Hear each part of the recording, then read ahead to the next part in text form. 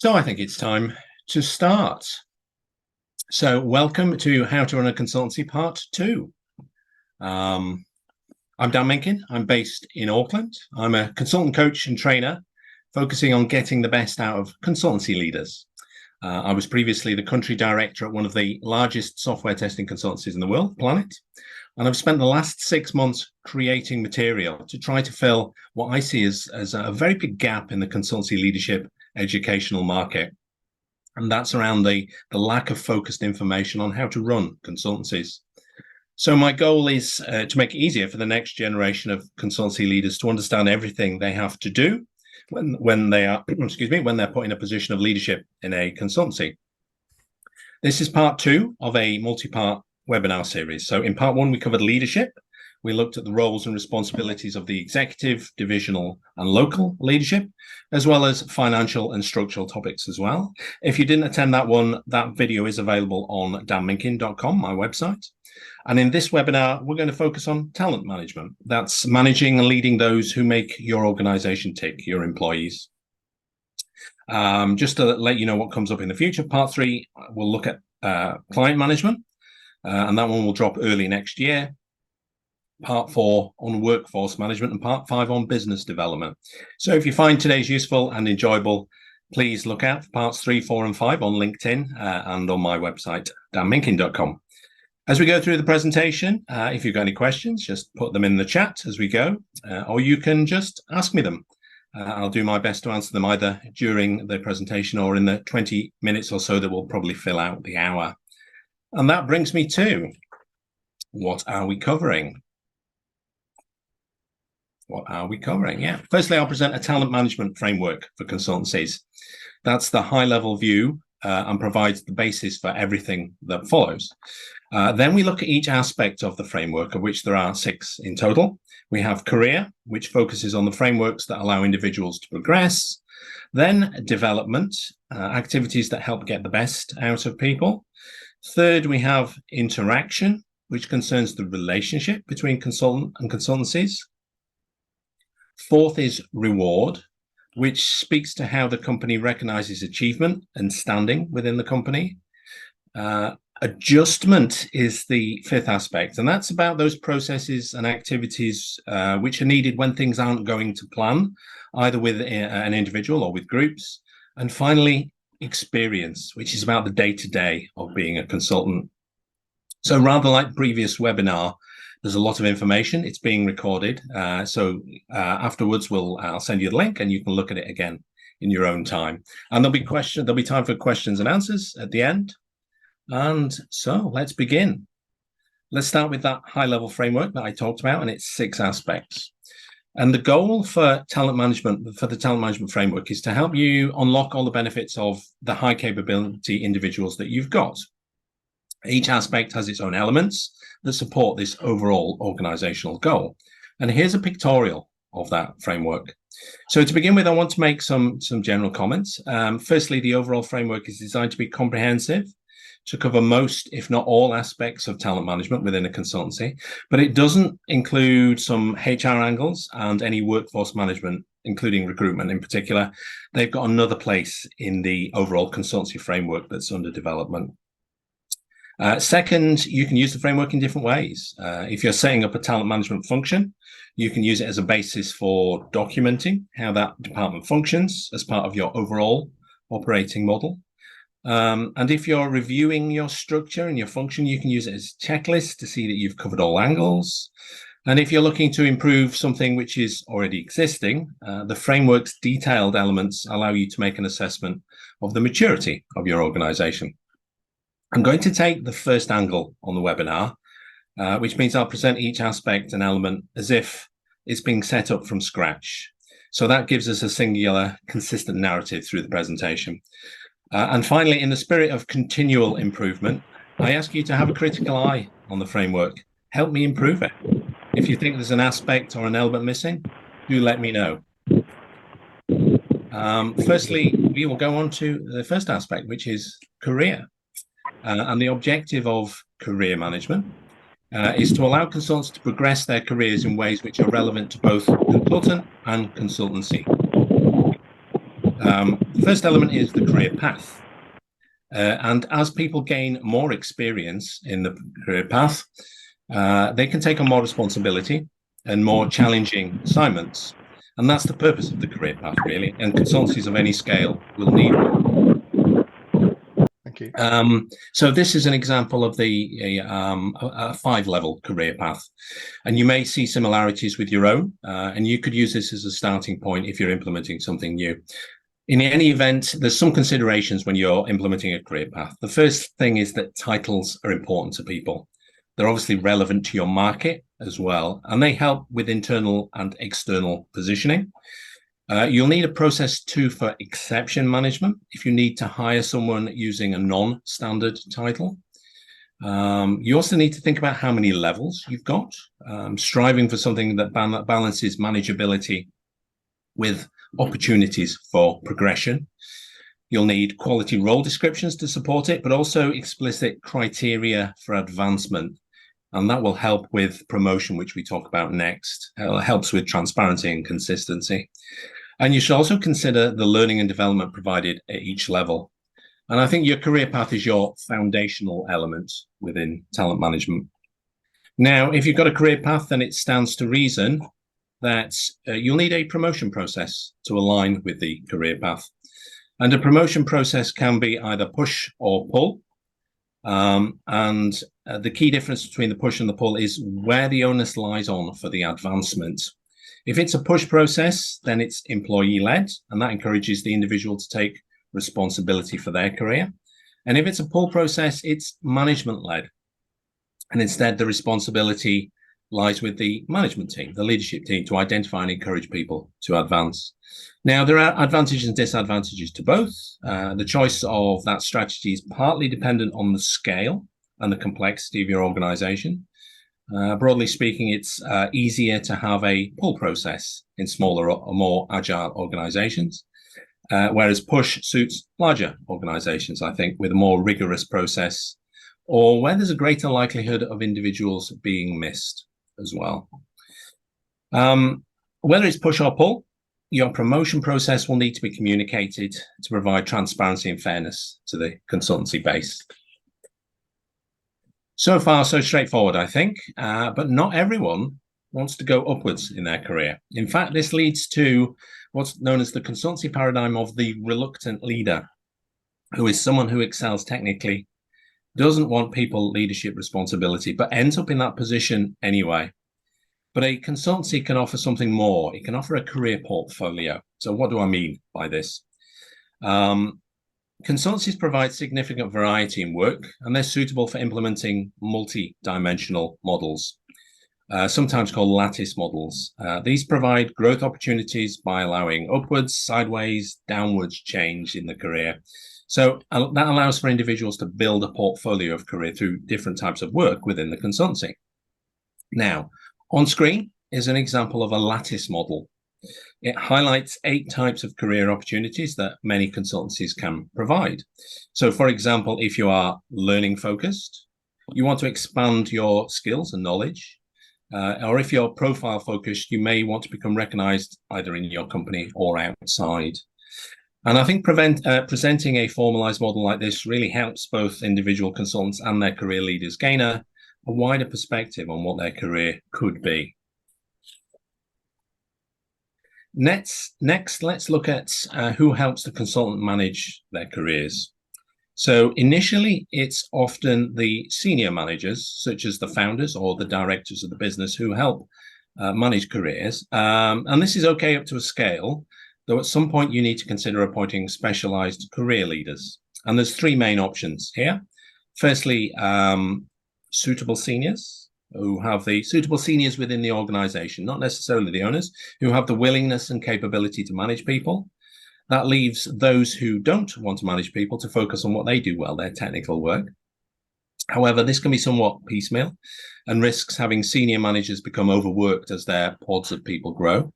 You can choose dedicated full-time people managers. That's another option that provides focus, but of course has a cost associated with it.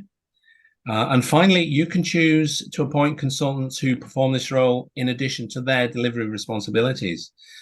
That's at face value cheaper to the organization, though there are considerable hidden costs with this. And having been through this process several times in my career, my advice is whichever route you go, plan it carefully. And when implementing, create a full change team around it. It's quite a complex exercise in bringing people together and expectation management. Now let's look at a strategic perspective and look at future proofing, and in particular, looking after your high performers and by so doing future proofing your talent. And there are three components to a consultancy future proofing strategy, in my opinion. Firstly is fast tracking, which gives those with potential the support to reach their goals more quickly. So an individual on a fast track process would have a defined goal, probably some structured salary and progression steps, as well as identified training for each step and where the support checkpoints come in as well. Next is succession planning, and that takes the organizational point of view to identify critical roles and puts in place plans to make sure that there are individuals who can step into those critical roles when they're needed in the future. And finally, a mechanism for identifying future leaders, which is usually done by identifying those who demonstrate key behaviors and attributes rather than those who simply excel at the delivery work. You might look for those who've developed a high internal profile or show a strategic commercial mindset, for example. Now, do not underestimate the complexity of all of these elements, these three types of future proofing. They require lots of organizational commitment and time, multiple years, in fact, to deliver the benefits fully. We'll move on to the second aspect, which is development. And the objective of this aspect is to put in place activities that will help get the highest performance from the consultant. So allowing them to meet personal goals, and in so doing, helping the consultancy achieve their organizational goals. So there should be a link between personal goals and organizational goals. The first element is learning and development. And you really should have a learning and development strategy and supporting program or framework. It's a key tool, I think, for ensuring talent readiness for your assignments, as well as a tool to attract talent in the first place and to mitigate attrition. And here are some considerations for your L&D strategy. Ensuring that employees have time for learning is key. You may want to publish your commitment to training. And according to the 2023 SPI report, the average number of training days per year per employee across the APAC region in consultancies was 9 days. Market leaders provided over 3 weeks. So that's something to baseline perhaps yourself against. You'll need flexible delivery methods for training to work around client commitments. Online training, micro bites, evening learning all have a place, I think, for example. You need to think about how you embed a learning culture or a culture learning from assignments more specifically. 90% of what consultants do is assignment-based. So how do you ensure that it's a learning experience as well as a delivery experience? And finally, you need to consider the bi-directional nature of consultancy learning. Individual learning should be aligned with overall organizational goals, capability goals of the organization, as well as individual interests. Now, consultancy is fundamentally about the great delivery of relevant expertise. So a consultancy without a learning strategy, I don't think remains relevant for very long. You'll need a way also of measuring people's skills for an array of reasons. It does help employees understand how their skills relate to their current role and what they need to do to improve for the next role. And we need to look at skills, I think, in a consultant from 2 angles. That is the specialist skills, which are those which are necessary to fill the client gap and deliver the services to your clients. These skills can number in the hundreds or even thousands in many consultancies, especially IT service providers. In my previous organization, we had well over 1,000 specialist skills that we measured. Consultancy skills are the other angle. It's the other angle. They're the soft relational skills that overlay those specialist skills. Includes communication, teamwork, thinking, self-management skills, and so on. You'll need a database to track the skills. They're part of HRIS systems or human capital management systems, or there are standalone tools out there as well. And in fact, skills aren't just tracked at the employee level. You can also roll this information up to organizational level and track how the whole consultancy is improving, which is very useful for marketing and for RFPs. Now, by the way, if you haven't heard of or looked into SOPHIA, which is the skills framework for the information age, then I'd recommend you do look at it. It's well on its way to becoming a standard across many industries. And keep your eye out for the new IMCNZ competence framework. The IMCNZ is the Institute of Management Consultants New Zealand, of which I'm a member. And I'm pleased to say I was involved in creating that competence framework as well. So that should be released in the next few weeks, I believe. Let's look at the performance management process. So you'll need a performance management process to set goals for individuals. And when done well, it's a powerful means of aligning all the activities with the organization's own strategic goals, as well as improving the individual's performance. So on screen is a typical performance management process for consultancies. And a consultant will spend most of their time on client assignment, and it's here where most objectives are generally met. So if those objectives have been well designed, then client activity will match with the objective set, and the consultant can demonstrate capability and collect evidence easily. Difficulty arises, however, if it's not possible to meet the goals because the client work doesn't lend itself to allowing the consultant to meet those objectives. In that case, it's important not to penalize the consultant. Instead, maybe you set new objectives that can be met. Early interception of that potential issue, I think, is quite important. You should look to consider performance management really as an ongoing activity, not something that only happens once a year, for example. Next, I want to cover development models. This is something that I introduced in the last webinar in leadership, as it's a key responsibility of local leaders. So the career leader has a responsibility to get the best out of the consultants under their care. They therefore need to be educated in how to use different leadership models. And I refer to this as having a toolkit of models. Some of the most important and relevant to consultants and consultancies are on the screen right now. And I think, for example, situational leadership, and that posits the most successful leaders, those who adapt their leadership style to the abilities of the individual. Delivering feedback is important for consultancies. It helps the leader it helps them to deliver constructive criticism without damaging morale or relationships. Coaching, which develops an individual through insightful questions, and mentoring. Slightly different, but that's about how you pair people up for rapid knowledge transfer.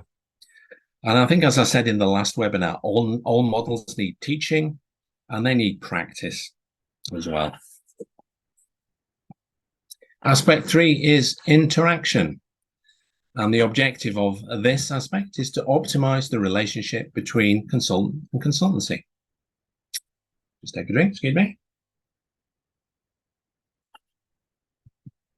Now, there's 3 aspects to this one. The first is empowerment. So let's talk about that one.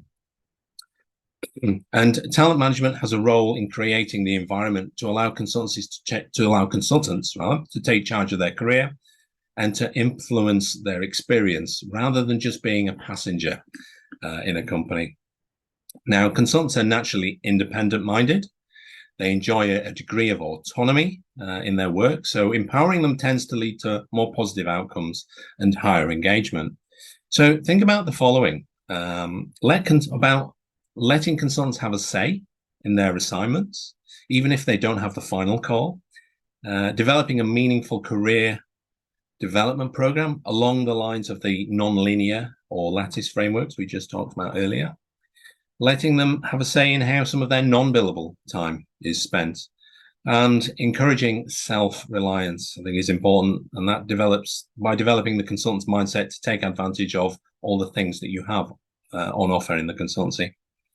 Now, all of this empowerment needs to be balanced with company requirements. So it's possible to take empowerment too far. So look out for empowerment becoming individualism, which isn't productive for anybody. Next is expectations. And a consultancy employing a consultant will have formal expectations, and they're outlined in policies and procedures and so on. But there will also be informal, often undocumented, unspoken expectations that are driven from the values or the culture or just the way of working of the organization.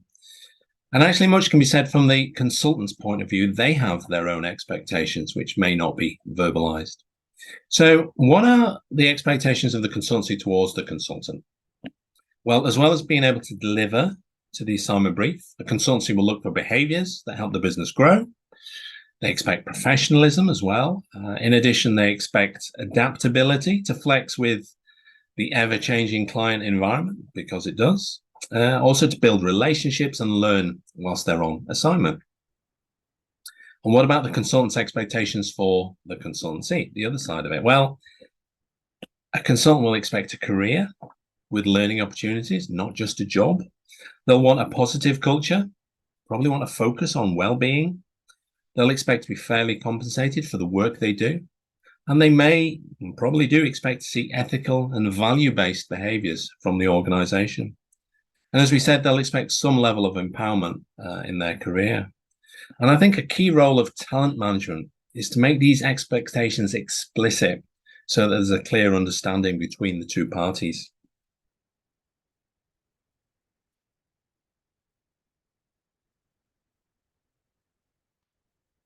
Let's talk about engagement now. And if talent management is done well, then employees are more aligned with the company on what it wishes to achieve. So high staff engagement is important in its own right. I mean, everybody wants to work in a company where they feel valued and enjoy what they do. But of course, high engagement has a number of benefits to the company, including increased staff productivity, increased performance, reduced attrition. And there definitely seems to be a link with greater creativity and innovation through a willingness to give back. Now, I can't tell you the secret of engagement in consultancy, or more specifically in your consultancy. Go to LinkedIn, all the gurus are on there, they'll tell you it, I think. But the basics are simple to me. Treat people as humans, respect the need for autonomy, and give them something to do that they value and that really motivates them. Perhaps the best thing is to reflect on some questions that I can pose, such as, why do professionals choose to work in your firm, in your consultancy? What made them choose you? What behaviors do you model that would help build engagement? Do you do the right things? And are people able to express their motivations? And when they express their motivations, do people listen? I think by purposefully collecting and reflecting on those types of questions, you've probably got the building blocks for good engagement at scale.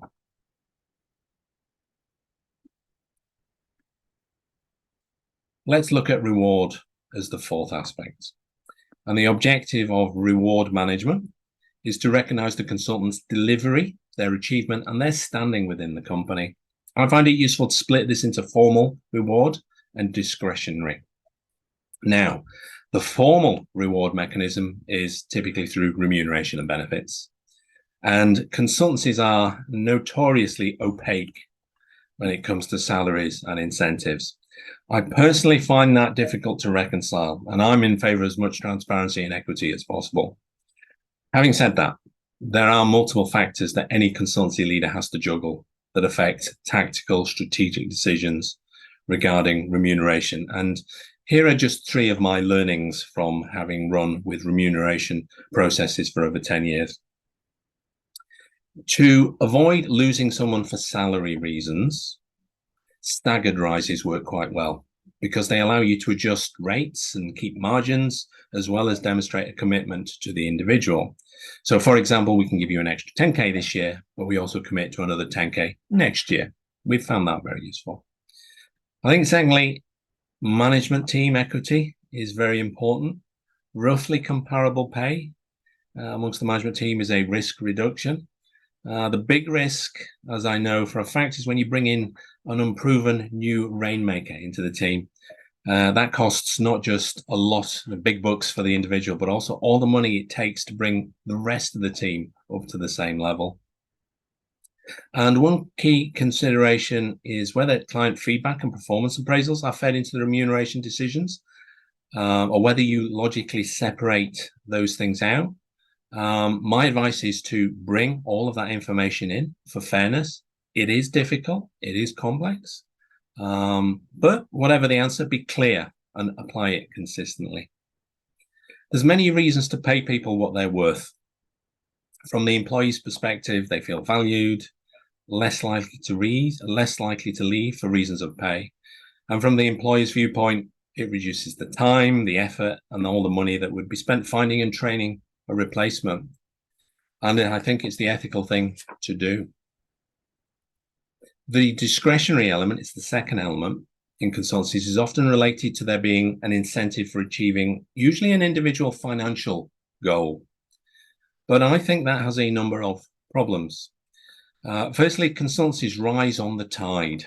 So it's possible to be a very average performer in a consultancy and do very well if the market is positive. And another problem is that if only financial goals are rewarded, this can lead to quite narrow behaviors with negative knock-on effects. You might have an overly transactional focus. You might put too much pressure on employees to meet your goals. There's certainly evidence that those type of goals can be gamed as well, so you can game the system. So another way in which to deliver discretionary reward, which is becoming more popular now, is to make it behavior-based. So that gives the benefit of encouraging alignment with values. It focuses individuals on long-term behavior, not short-term, like the financial goals. And it encourages collaboration and teamwork, generally. On screen, there we are, is something I have successfully used in the past. It's a set of example behaviors that consultancies might define to help consultants focus their behavior. And this puts the onus on the individual to make a case by providing evidence of the behaviors. So it's a very different way of looking at incentives that I think has a great deal of benefit.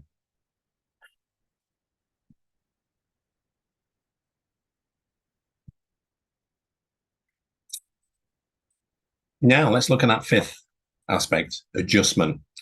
So adjustment is about being able to identify when individual or organizational talent-related objectives are not being met and put in place actions to correct them.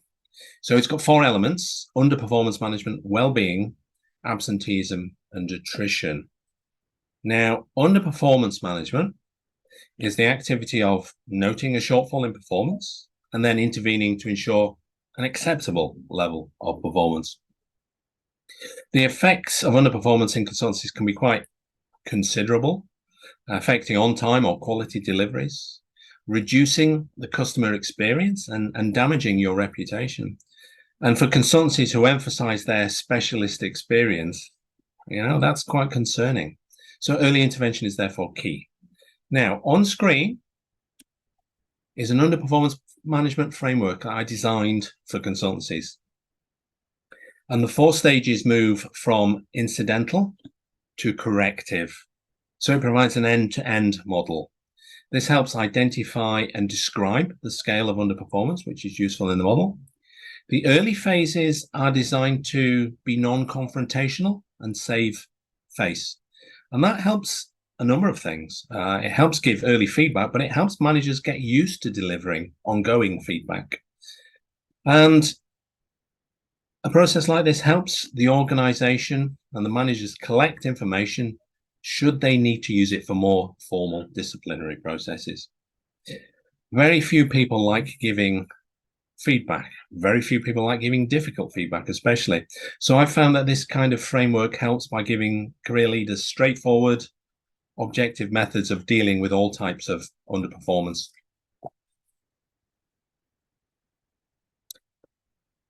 Next, let's talk about well-being. And consultancy can be a pressure-filled job.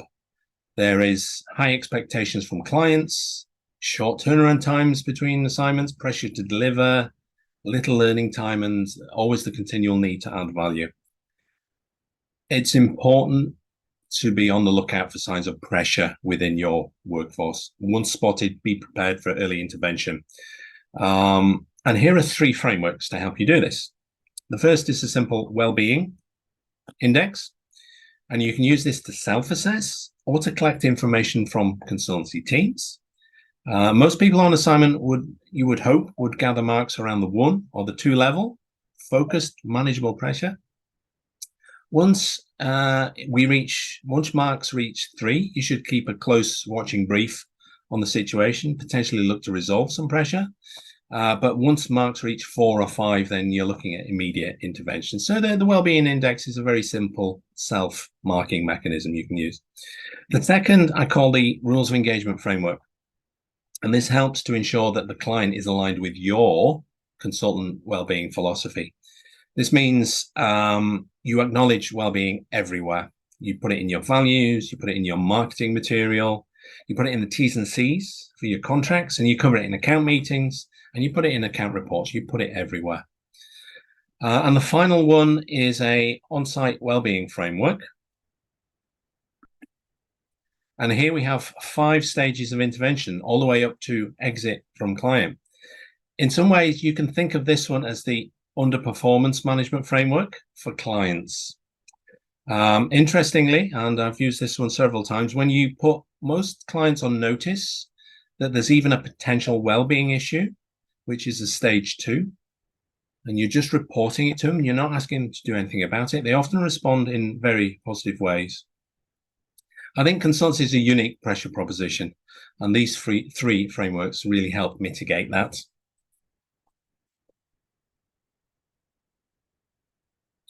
Now, let's talk about absenteeism, which is a pattern of frequent or disruptive occasions of being unavailable for work, usually at short notice, and it's particularly difficult for consultancies.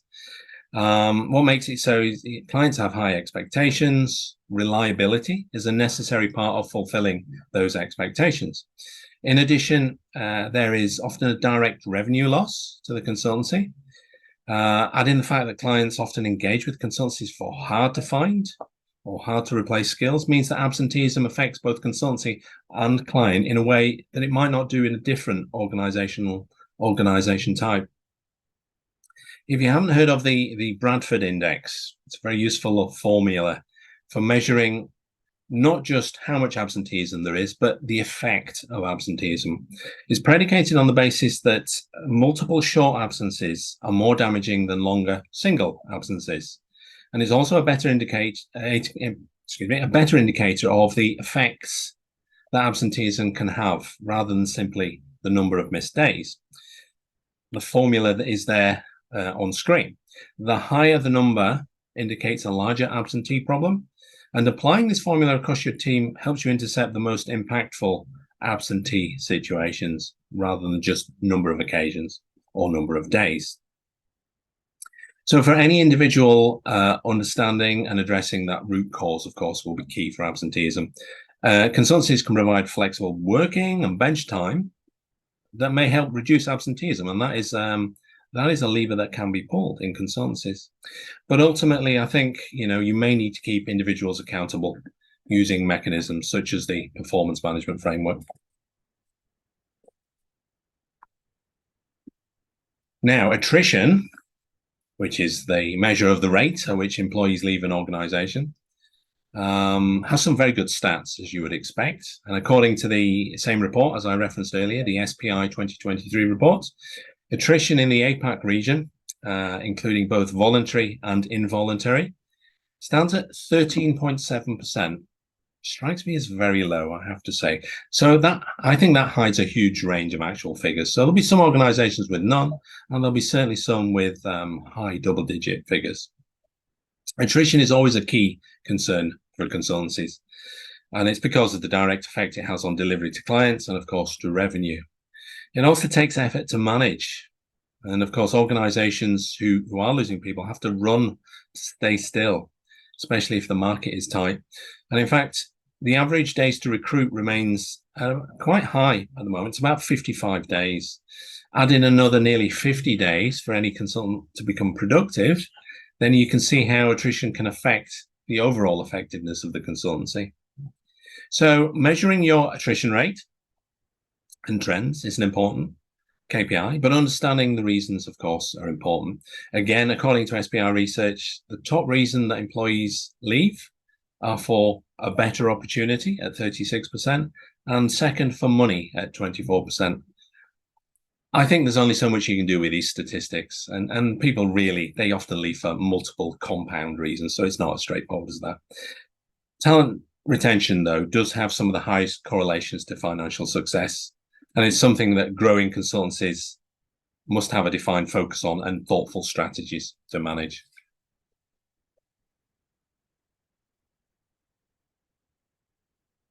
And we move on to the final aspect, experience, the day-to-day.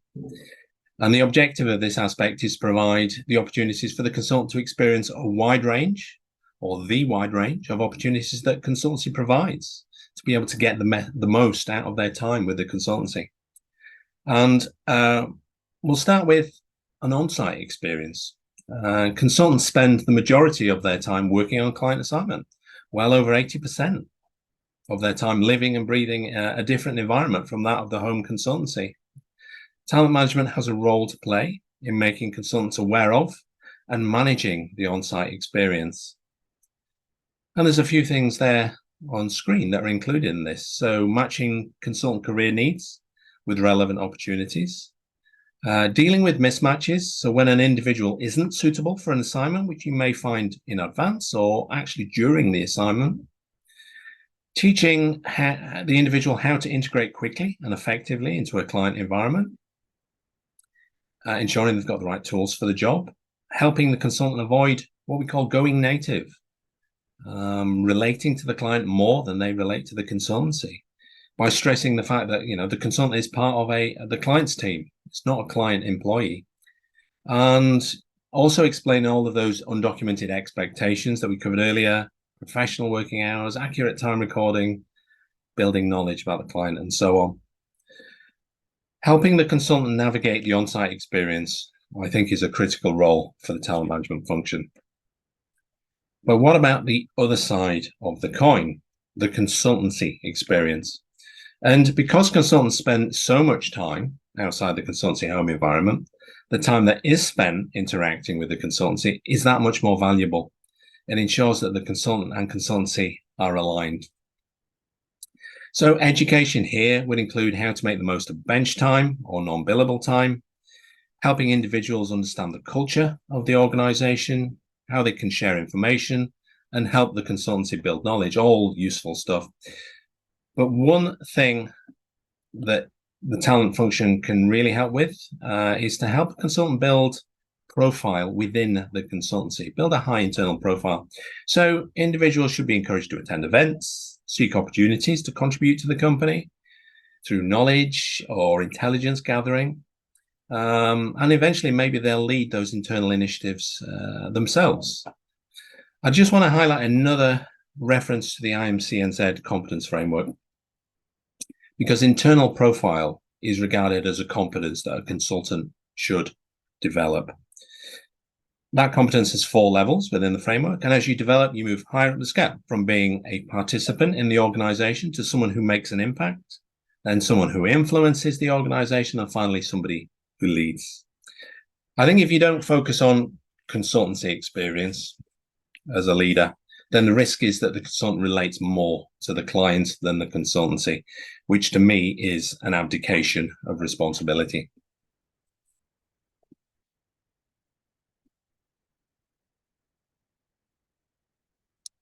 Matrix management is an important part of larger scale consultancies. So it's not always evident who manages the consultant, because consultants often interact with or take direction from different senior figures within a consultancy. And we can look at this interaction from up to 5 perspectives, I think. So firstly, from a career perspective, where the management is concerned with the career path and development of the individual. From a delivery perspective, which ensures that the consultant delivers what was expected by the client. From an assignment or a resourcing perspective, which concerns all activities with regards to matching consultants and their appropriate client assignments. the technical or practice perspective, and that's usually around oversight of technical knowledge, delivery of quality solutions. And then finally, from an organizational perspective, which concerns the final reporting lines and managing large groups of employees. Once organizations scale, it's very difficult for any single individual manager to cover management from all of those above angles. Each one of those broad categories requires different touch points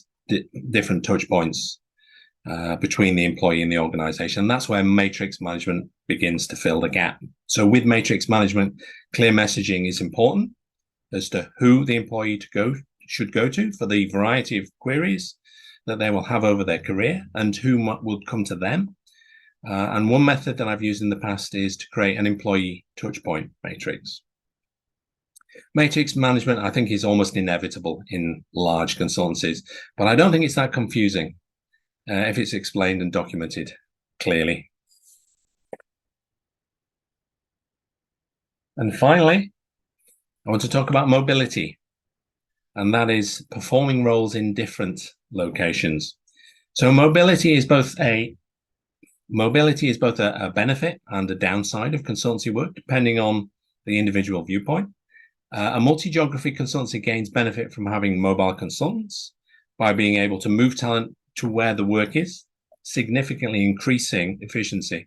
And the difficulty arises where the consultancy and consultant have different mobility requirements. So having a mobility culture helps address this risk. It doesn't mean everyone has to be fully mobile. It means through the encouragement and setting of expectations, incentivizing, removing barriers, you allow those who wish to be mobile to do so, reducing the need for any enforcement. This means you'll have clear criteria for opportunities, a system to hold mobility data, and support mechanisms for when the employee lands in a new region. Larger organizations have dedicated mobility managers, and that recoups the costs of that manager by efficiency increases really quite quickly. I'd recommend also that smaller companies do get outside expertise, especially when it comes to relocation between countries. Unlike most of the elements in today's presentation, mobility requires focus. So to recap, what do you need to consider in a talent management framework? Firstly, how careers are managed using a career path, supporting promotion processes, supplementing that with a lattice or a portfolio view of progression, having career leaders, and finally using the career mechanisms to future-proof the organization. Next, how are you going to develop your consultants? By creating an L&D strategy, developing key skills and competencies, using a performance management process, and having a toolkit of relevant development models. Next, structures that define and support the interaction of individual consultant and consultancy over the three themes we have there of empowerment, expectations, and engagement. Reward, which can be split into formal mechanisms and discretionary. Next, systems for preventing things from going off track or for when things aren't going to plan. So that's frameworks for underperformance, well-being, absenteeism, and attrition. And finally, frameworks for managing key elements of the consultant experience. Includes on-site at a client, consultancy experience, the matrix management elements, and mobility. And that concludes the presentation. Thank you very much for your attention. To leave you with one final thought before we go to the Q&A session. I'm very much a believer that I think I'm very much an and person rather than an or person. In that case, I don't believe there's that a consultancy strategy should be either just client-focused or people-focused. I think that's a false dichotomy. The emphasis may change from day to day, but over the long run, it is possible to be client-centered, but still put your people first. And with that, I'd like to open up the session for any comments or questions. Thank you very much.